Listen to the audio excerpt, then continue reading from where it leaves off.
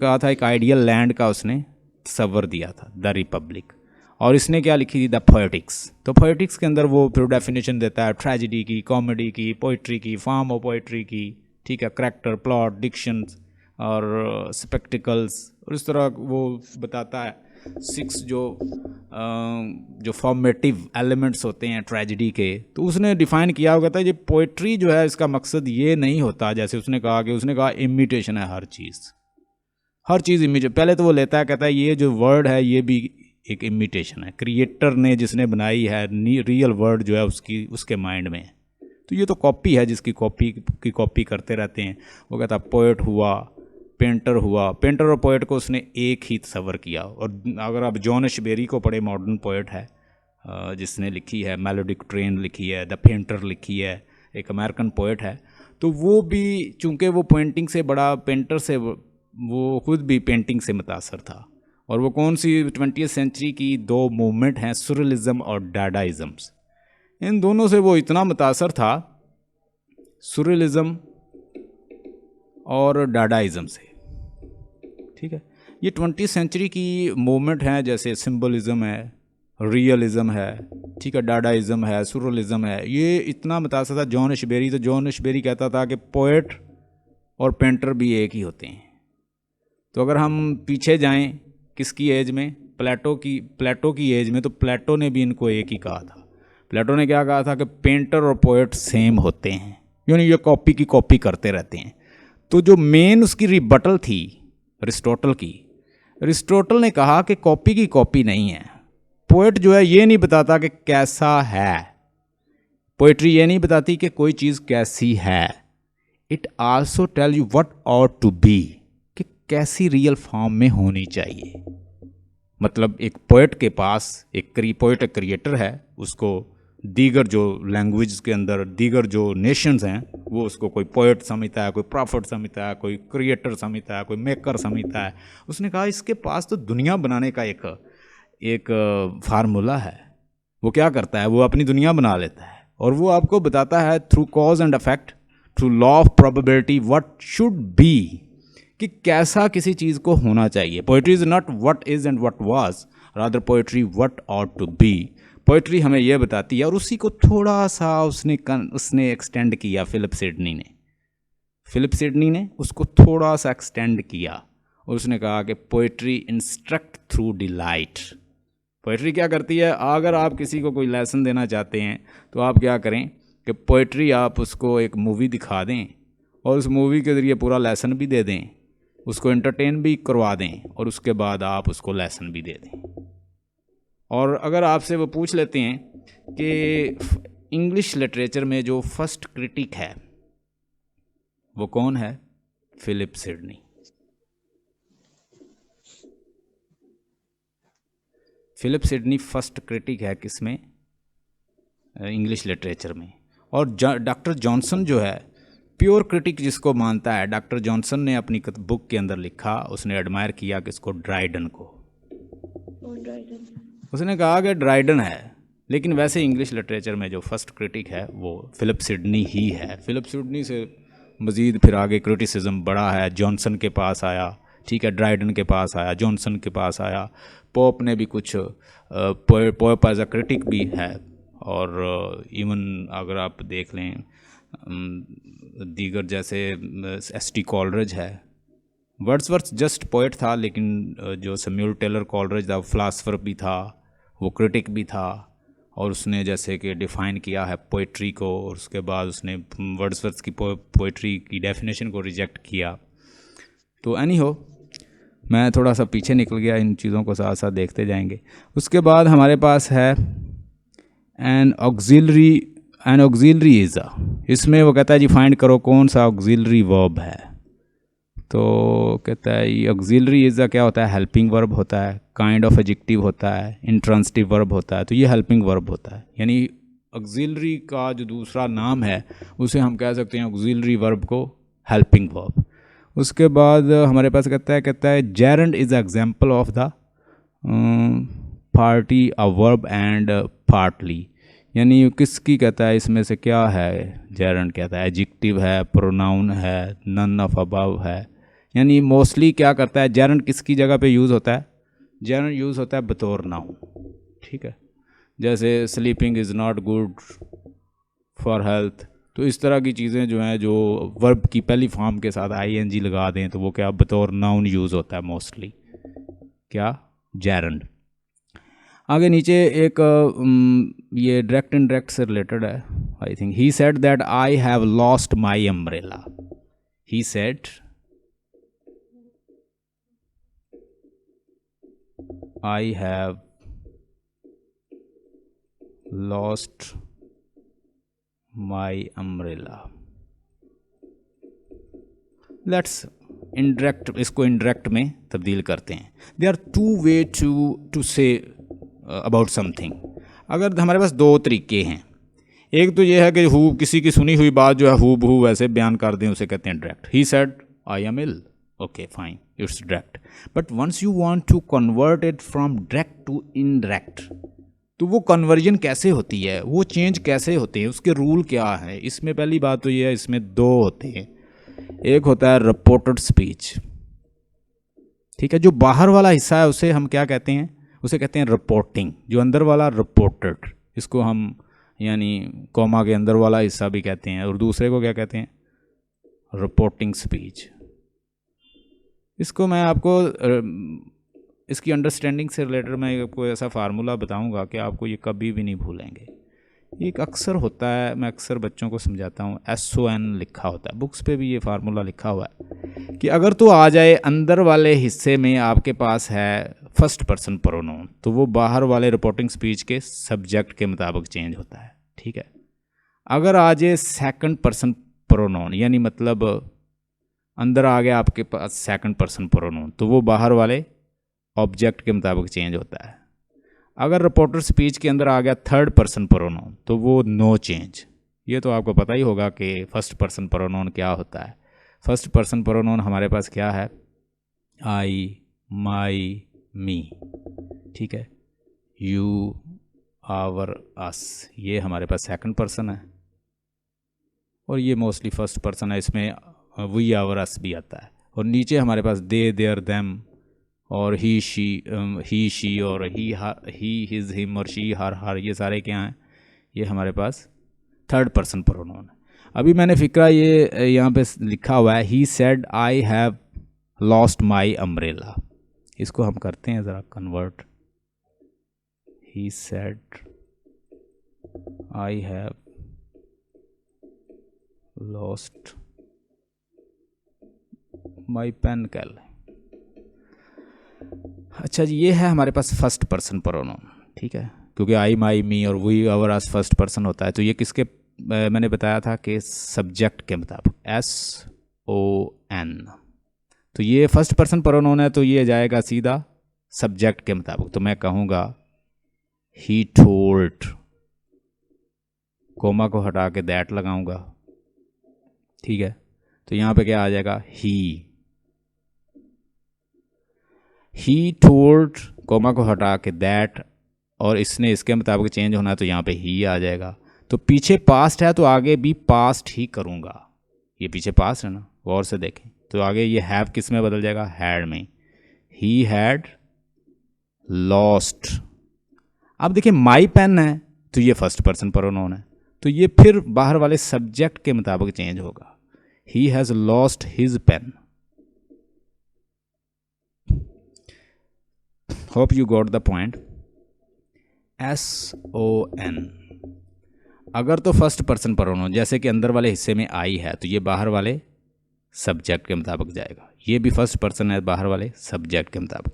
मतलब अगर अंदर फर्स्ट पर्सन है तो बाहर वाले रिपोर्टिंग स्पीच के सब्जेक्ट के मुताबिक। और अगर अंदर यहाँ पे सेकंड पर्सन प्रोनाउन है तो वो किसके मुताबिक चेंज होगा, फिर वो ऑब्जेक्ट के मुताबिक। अगर थर्ड पर्सन आ गया, they, there, them, he, his, him, she, her, और इस तरह का कोई भी थर्ड पर्सन प्रोनाउन आता है, तो हम उसको कहेंगे no change. Hope you got the point. इस तरह की अगर कोई चीज़ आ जाए तो आप इससे, कॉमन फार्मूला है, इससे आप इसको कर लीजिएगा। SON अक्सर, यानी जो ये है, ये किसके मुताबिक गया, सब्जेक्ट के मुताबिक। अगर ये यू होता तो ऑब्जेक्ट के मुताबिक, अगर ये थर्ड पर्सन प्रोनाउन होता तो मैं ऐसे कहता no change. Third person pronoun no change, उसके अंदर कोई चेंज नहीं आता। Hope you got the point. Shall I bring you some tea, और ये एक नन ऑफ अबव, ये किसी में भी नहीं है, क्योंकि ये उसने लिखने की कोशिश की है, कोई डायरेक्ट इनडायरेक्ट करने की कोशिश की है, और उसने आपको जस्ट चेक करना चाहता है कि क्या ये कोई डायरेक्ट स्पीच है, डायरेक्ट एंड इनडायरेक्ट है, जबकि ये डायरेक्ट एंड इनडायरेक्ट से रिलेटेड नहीं है, नीचे उसने बनाने की कोशिश की है, तो हम इसको लिखेंगे नन ऑफ अबव। उसके बाद हमारे पास नीचे है 7वां, ही सेड लायर। ठीक है, तो इसमें आएगा ही अटर्ड लायर, इसका ये ठीक है सी। उसके बाद they let's go, yes they let us go, tick correct passive. मैंने बताया कि जो एक्टिव वॉइस होता है उसमें सब्जेक्ट जो है वो डोमिनेट करता है, सब्जेक्ट जो है ओवरऑल पूरे सेंटेंस को डोमिनेट करता हुआ नज़र आता है। जब हम उसको पैसिव बनाते हैं तो पैसिव में क्या करता है, वैसे सेंटेंस की फॉर्म क्या होती है, सब्जेक्ट वर्ब ऑब्जेक्ट। तो जब सब्जेक्ट डोमिनेट करता है सेंटेंस में तो उसे हम कहते हैं एक्टिव वॉइस। जब ऑब्जेक्ट जो है वो डोमिनेट करता है, वो it takes a place of subject and dominates the sentence and it looks like that overall it is performing all work, तो it is known as passive voice. Passive और active जो हैं ये, अगर वो पूछ लें व्हाट इज़ वॉइस, तो voice is a kind of sentence, it can be either active और पैसिव। वॉइस इज़ एक किस्म का सेंटेंस होता है जो एक्टिव भी हो सकता है और पैसिव भी हो सकता है। उसके बाद दे लेट अस गो, टिक ये हो गया। इसमें हमारे पास है वी वर लेट गो। उसके बाद व्हाट डिड दे स्टील, तो इसमें ये है जी व्हाट वाज स्टोलन, ये इसका पैसिव बनाया हुआ है। उसके बाद टिक द करेक्ट मीनिंग, उसमें यहाँ पे आपसे वोकैबलरी वो पूछ रहा है कि वोकैबलरी से रिलेटेड भी क्वेश्चन वहाँ पे आते हैं। टिक द करेक्ट मीनिंग गैमेंट, तो गैमेंट का मतलब होता है रेंज। गैमेंट का मतलब क्या होता है, रेंज। इसके मीनिंग और भी हैं, वो भी लिख लें, ये इससे रिलेटेड हो सकता है, वोकैबलरी से रिलेटेड क्वेश्चन और भी आए। गैमेंट का मतलब होता है रेंज, गैमेंट का मतलब होता है लेंथ, गैमेंट का मतलब होता है वास्टनेस। तो that is all related to garment, it's a vocabulary, they are checking your vocabulary. Spectrum भी इसका मतलब है, स्पैन भी इसका मतलब है, स्वीप भी इसका मतलब है, स्कोप भी इसका मतलब है, एरिया भी इसका मतलब है। तो ये गैमेट का मतलब है। ठीक है, उसके बाद आ गया हमारे पास इवेंट्स का मतलब होता है रिवील, किसी सिचुएशन को रिवील करना। ठीक है, जाहिर कर देना, क्लियर कर देना। तो यहाँ पे देखें 4 ऑप्शन है, कौन सा ठीक है इसमें, प्रूव का मतलब क्लियर करना, किसी को अंडरस्टैंड करवाना, मेक क्लियर करना, प्रूव कर देना। तो ओवरऑल मीनिंग यहाँ पे आएगा प्रूव। उसके बाद ये वर्ड ये लिखा हुआ है थर्मेंट का मतलब शुरू का मतलब जैसे होता है ना किसी चीज़ का थर्मेंट, शुरू किसी चीज़ का शुरू होना, मतलब किसी का श्रिंक हो जाना किसी चीज़ का। उसके बाद हमारे पास एक और वर्ड है इक्वेनिमिटी का मतलब लिखें सेल्फ कंट्रोल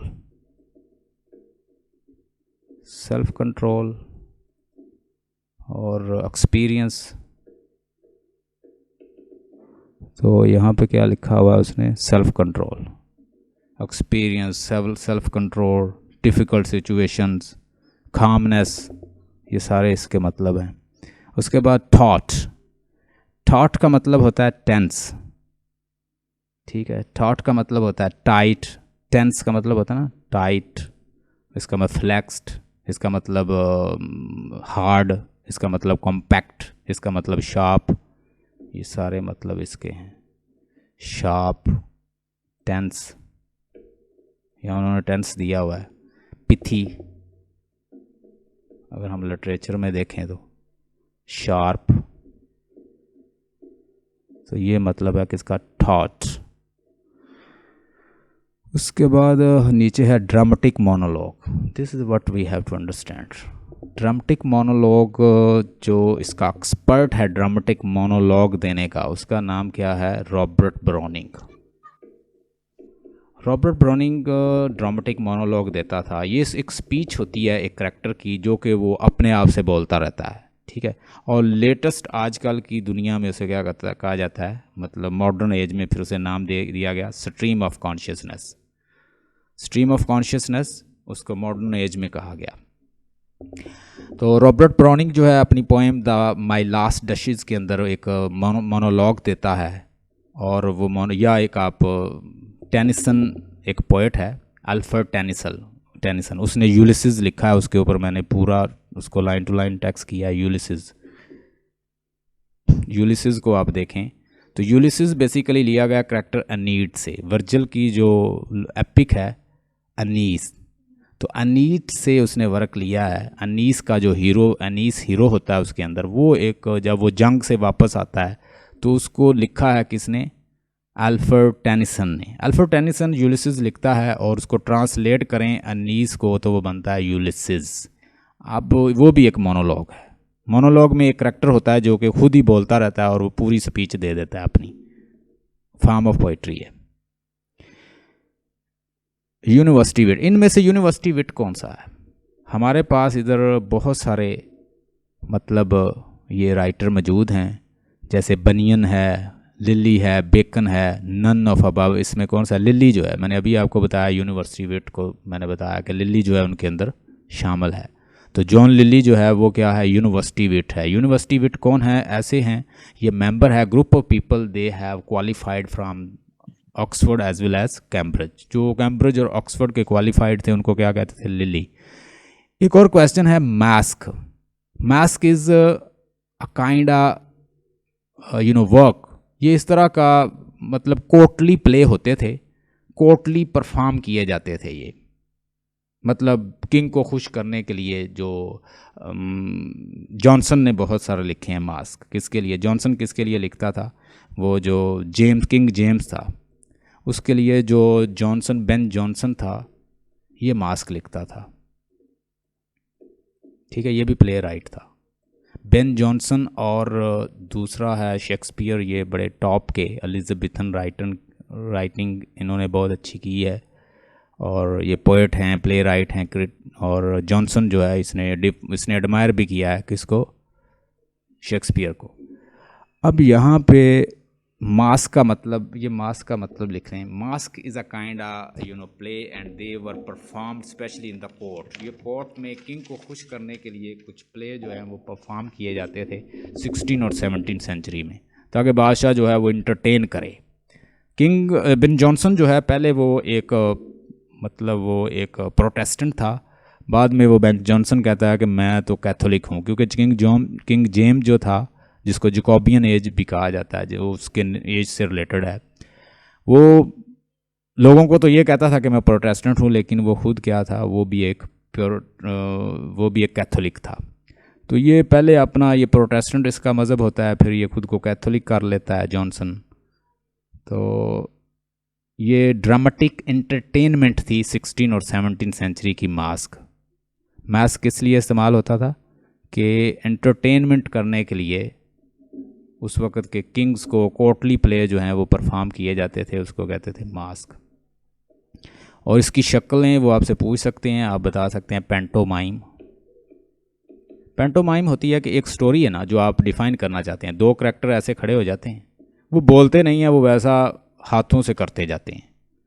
मतलब कुछ करैक्टर जो हैं वो बोलें तो वैसा ही आगे अगर आप हाथों से करके दिखाएं, मतलब मैं आपसे कहूँ कि 3 फ्रेंड जो थे वो जा रहे थे, तो 3 फ्रेंड जो हैं वो 3 इधर को चलने लग जाएं, ठीक है। उन तीनों को एक सोने की बहुत बड़ी जो है वो एक गांठ मिली, वो तीनों जो हैं वो एक रास्ते में बोलेंगे नहीं, वो उठा के दिखा देंगे ये मिल गई, ठीक है।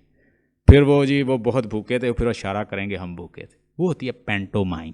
Pantomime mean give signal through hand और जेस्चर और सिग्नल पोस्चर के जरिए बातें करना, उसको कहते हैं पैंटोमाइम। ये भी एक मास्क की शक्ल थी, ठीक है। डांसिंग करना, सॉन्ग गाना। तो उसके बाद शेक्सपियर के टाइम में किया जाता था इनको, मास्क जो लिखे जाते थे। जॉनसन के टाइम में कोर्टली किंग के लिए। और इसको सबसे पहले मास्क को किसने इंट्रोड्यूस करवाया था? ये इटालियन राइटर जो हैं उन्होंने इसको इंट्रोड्यूस किया था। अगर वो पूछ लें कि सबसे पहले मास्क का कंसेप्ट जो है कहाँ आया था, इटली में। इटली से फिर 16 और 17 सेंचुरी में किसके पास आ गया? शेक्सपियर, बेन जॉनसन और इस तरह के राइटर्स के पास। और वो कोर्टली प्ले में इसको क्या करते, परफॉर्म करते मास्क को। तो they have taken concept from the Italian poets. Italian poet से इन्होंने लिया था। अर्ली ये परफॉर्म किए जाते थे इटली में। तो नीचे एक क्वेश्चन है, और who use the term metaphysical first? Metaphysical की जो टर्म है सबसे पहले किसने इंट्रोड्यूस करवाया, कॉइन आउट की? जॉनसन ने, डॉक्टर जॉनसन ने। डॉक्टर जॉनसन एक न्यू क्लासिकल पोएट था, प्ले राइट था, ड्रामेटिस्ट था। नाम है जॉनसन। 3 एज जो हैं वो बड़ी इंपॉर्टेंट हैं। एक है एज ऑफ ड्राइडन, ठीक है, वो पहले आती है। बस आप इतना याद रखें कि सबसे पहले क्या आती है? Age of Dryden. उसके बाद पोप, एज ऑफ पोप। इन लोगों ने क्या किया है कि उस अपनी एज के पोएट को डोमिनेट कर लिया था, इनका वर्क ज़्यादा डोमिनेट था। Age of Pope. और इसके बाद क्या आती है? डॉक्टर जॉनसन की एज। डॉक्टर जॉनसन इन्फ्लुएंस था किससे? ड्राइडन से। वो ड्राइडर को मानता है कि असल क्रिटिक जो है ना, परफेक्ट क्रिटिक जो इंग्लिश लिटरेचर का है, इंग्लिश का जो क्रिटिक है, वो कहता है जॉनसन है और ड्राइडन है। तो जॉनसन ने कॉइन आउट किया था मेटाफिजिकल पोएट्स एंड पोएट्री। इसने एक बुक लिखी थी, द लाइफ ऑफ अब्राहम कॉले। अब्राहम कॉले की लाइफ को पढ़ता है, उसको वैल्यूएट करता है और ओवरऑल बताता है कि ये बेतुके पोएट होते हैं और इनके अंदर कुछ भी अच्छा नहीं है, ठीक है। इसने उनको क्या क्रिटिसाइज़ किया बिटरली इन पोएट्स को, कि ये ऐसी चीज़ों को